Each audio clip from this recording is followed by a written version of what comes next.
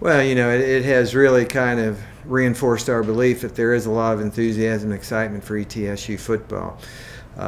Clearly, we've sold just all our season tickets, and we basically sold out for the first game against Kennesaw and the homecoming game against Emory and Henry. One of the things we're doing right now is, though, we're really looking at some ways to add some seats to Kermit-Tipton Stadium.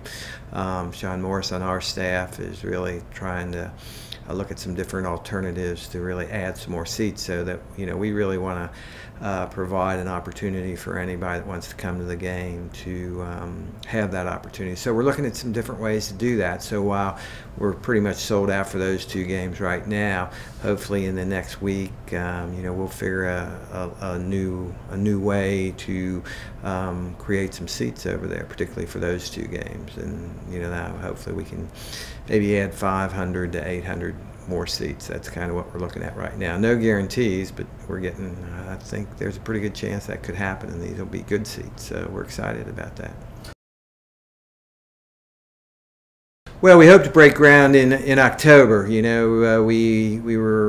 think we were very fortunate to get Burwell as our general contractor that's going to do that. That's a very well-established company in Bristol. So a lot of the work is going to remain here in Northeast Tennessee, which we think is really good. Sometimes you have these facilities and you bring in general contractors from Houston or Chicago or places like that, and they really don't have any feel for the community. So we really are excited about Burwell. We think they're a community-based company that will take a lot of pride in this. So we feel good about that, and hopefully, some of the other local subcontractors will be able to, get some work out of it too. So hopefully it'll benefit not only ETSU from the viewpoint of building, a really great football stadium, but also do some real benefit to the economy in Northeast Tennessee.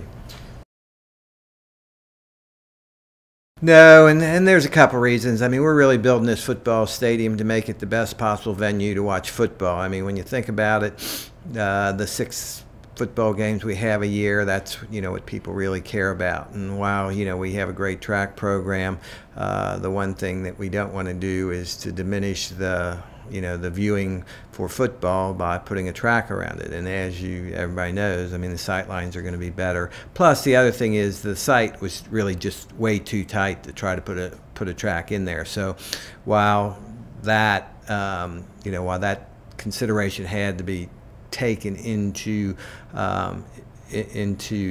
our thought process about a track, just because of to be honest, the site itself wouldn't allow it. So we really never had to make that decision.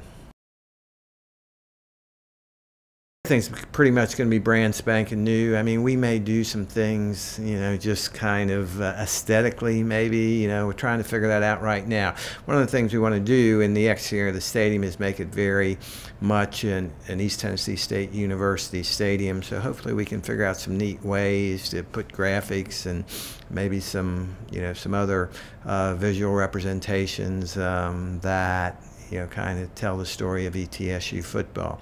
We'll work with, there are many companies out there that are really good at doing that. I'm sure people have been to different stadiums that have, have some kind of memorabilia type things around their stadium, and whether you have a statue or something to kind of commemorate some of the things that have happened in the past. So we just, that's kind of early for us to do that, but we'll probably in the next 3 or 4 months really talk with some people that are really experts in that area as to how we can, bring some of the old into the new, but make it in a way that's really kind of cool. Yeah, there'll be a mixture of both. I think, it's just like anything, we're trying to accommodate everybody that wants to, come to games. And of course, there'll be different price points depending upon different things. So we think that we certainly will have some very nice chairback seating, and we'll have some other bleacher seating that'll be at a lower price point. So yeah, we were trying to make sure that everybody can figure out a way to get out and support, the Bucks. one of the other things that you kind of mentioned is, while we probably won't take any of the seating from the dome and to the new stadium there, we've really looked at pretty carefully how we could take some of the seating in the dome over to Brooks, and kind of where the wooden bleacher seats are at Brooks, is there a way we can use some of the seating in the dome to make that a little bit more attractive for women's basketball and volleyball. So we're looking at that. I know that won't happen this year, but maybe in the future that will happen, to try to enhance that facility a little bit more, because I think we've made it a really great facility. If you haven't been in there in the last week, we put in all new lighting in Brooks, and it really kind of makes the floor pop. It's really enhanced that whole environment in Brooks Gym.